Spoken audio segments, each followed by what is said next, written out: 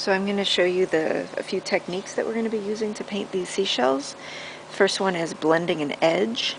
So when you're painting, I'm just going to use one of these brighter colors, you're going to be putting in some lines, something like that, on your seashells. So you'll paint in the lines, then rinse, touch your towel so that you have a damp brush but not wet, and you can just wipe along the bottom edge and rinse and touch again, wipe along the top edge, and you can see that that just softens the whole shape.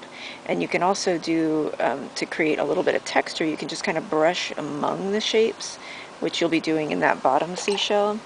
And then at the ends you'll have these little points that are still there, so you can, to get rid of those, you can point at them and jab, or you can pull out and extend them longer. But eventually you'll just sort of have to point at the ends and jab anyway, so you'll get that really nice texture.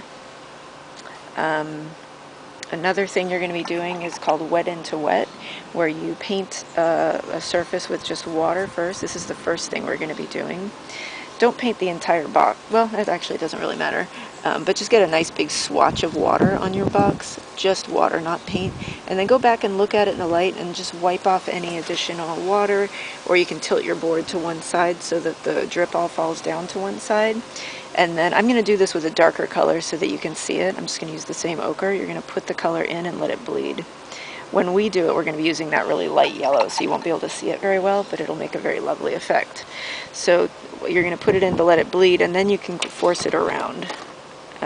Kind of go back and wipe at it to get it even, more even.